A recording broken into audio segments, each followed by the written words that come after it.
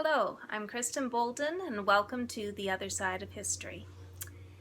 In our talk on Vigilantius, we talked about monasticism and asceticism, these things that were coming into Christianity, the Christianity that was compromising and combining itself with paganism. Now, I would like to talk a little bit more about these theories and also the people that followed them. The idea of monks, it started in Egypt around 300 AD. Monks, they would live in caves or harsh, uncomfortable places. They would starve their bodies and they would beat themselves. They did many cruel things to hurt themselves. Some wore heavy chains and metal things that weighed down their already poor and thin bodies. They would kneel on sharp things to do their meditating, and they would stay awake all night. They also believed that because they did these things, they were much better than ordinary people. These ideas were brought to Rome in 341 AD, and it was by a bishop of Alexandria. He went to Rome with many of these devotees, and soon this idea, it just spread throughout the Roman world.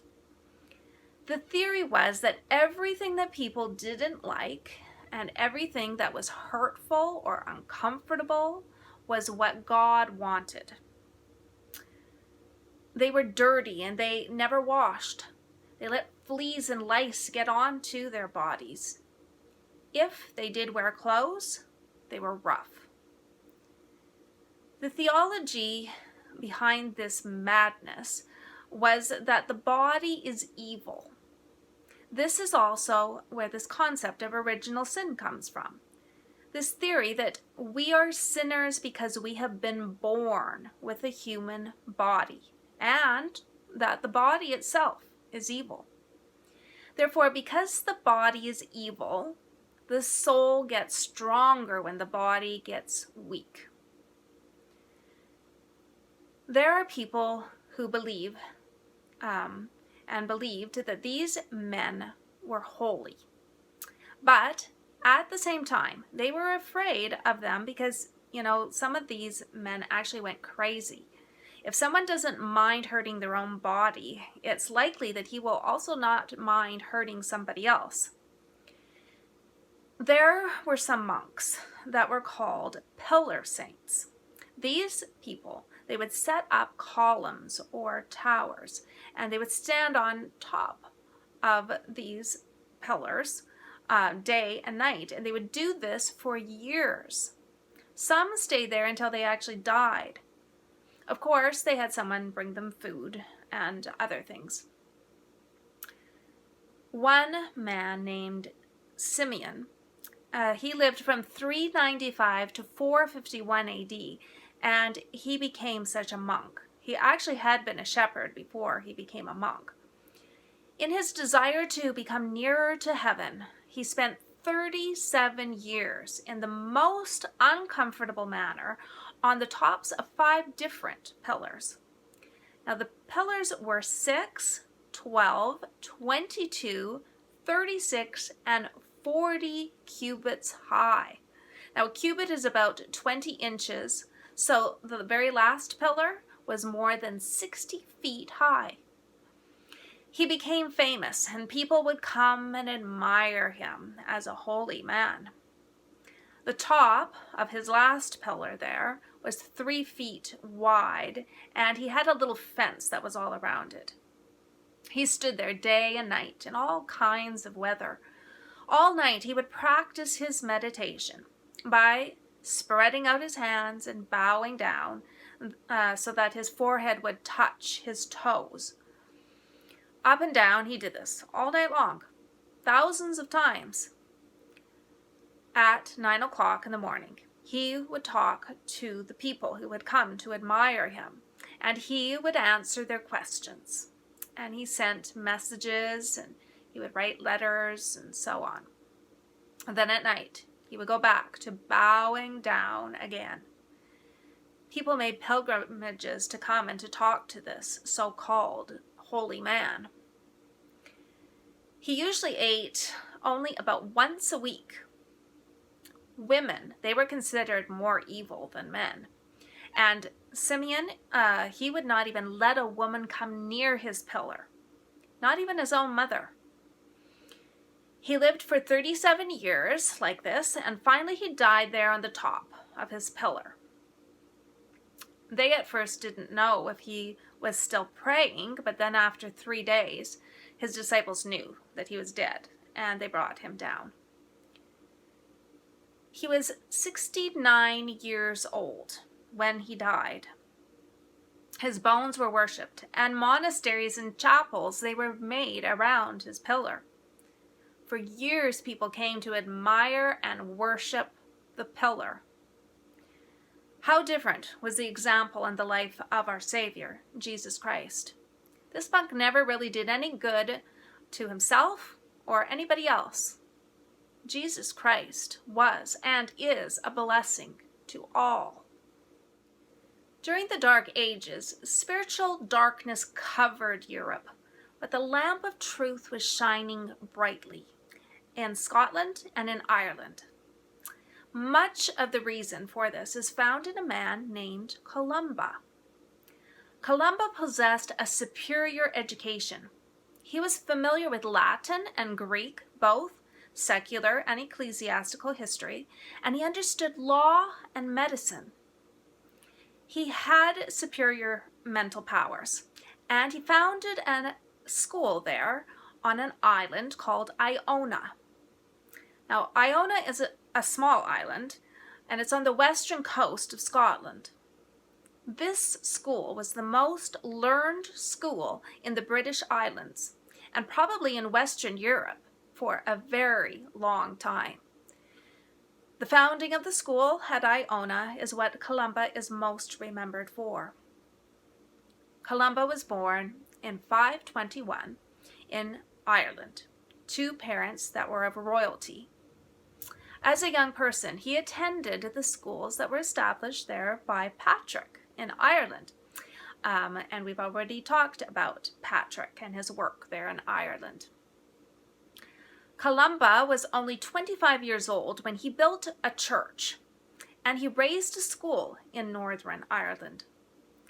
He had a missionary zeal and is credited with raising actually 300 churches, 1/3 of these being church schools. He copied 300 New Testaments with his own hands using the Itala version of the Bible. The manuscripts used to make our King James Version are the same manuscripts that were used for the Itala version of the Bible. Now, as I said, Columba is most famous for his school there on the island of Iona. This island, it lies between the island of Mull and the mainland there of Scotland. Now, the lord of the island of Mull at this time was a relative of Columba, and it is thought that he granted Columba ownership of Iona. Columba made Iona a center of evangelism, and he and those who followed after him, they held this island for 641 years. That's an awfully long time. Then in 1204, Benedictine monks actually drove the followers off of the island. Iona was like a self-supporting Christian training school. The many acres of land had crops, orchards, and meadows, and they had animals.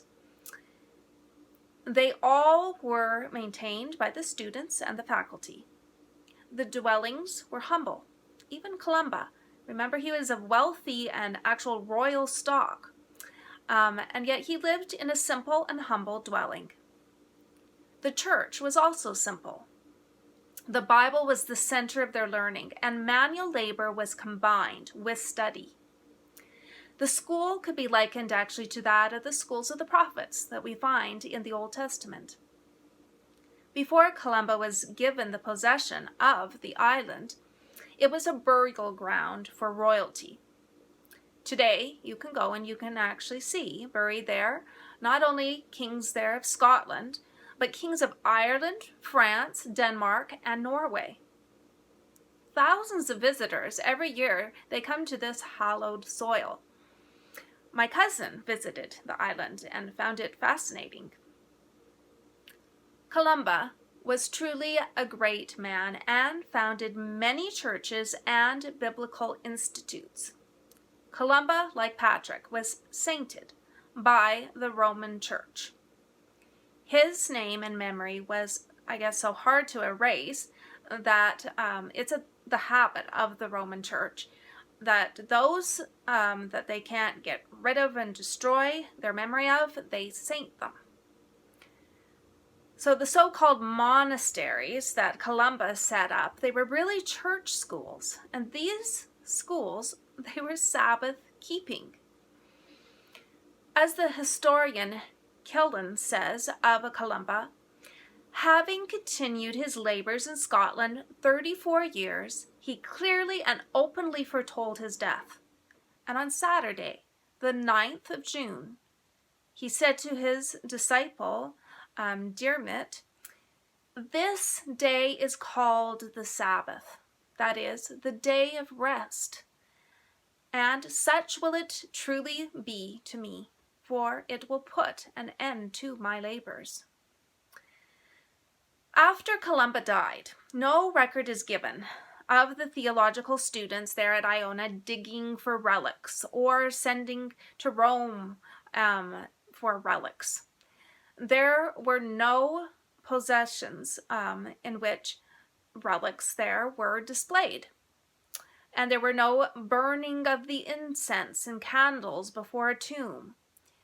England had been untouched by the papal monasteries, and happily Columba had more than a generation where he was able to work before Roman Christianity was even brought there to England. Columba built his church on the Bible, and it was the Bible alone. Patrick was his great predecessor, and in Patrick's short document called Confession, he uses 25 quotations that are from the Holy Scriptures. Columba also taught his followers never to receive as a religious truth any doctrine that was not sustained by proofs drawn from the sacred Scriptures.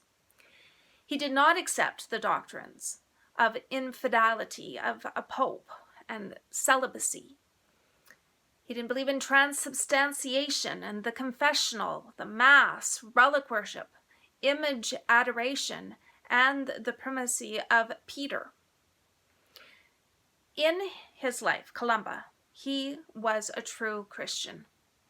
The sick and the weak, they were blessed by him. And the poor, they always felt that in him there was a friend. He was tall of stature and had a powerful voice which could be heard at a very great distance. He was a born leader. There was no journey that was too great or labor that was too arduous for him to undertake while serving the needs of the people. Columba was respected by all.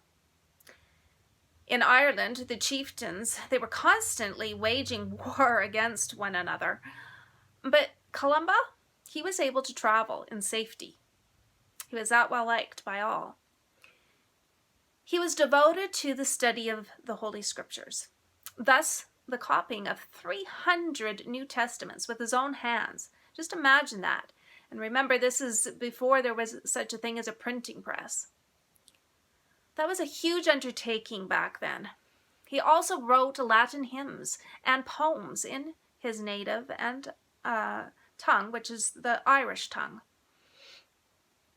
Now, I know that we are not to have a false kind of pride, but I feel no shame in saying that I am proud that our faith has such a heritage as that of the church in the wilderness.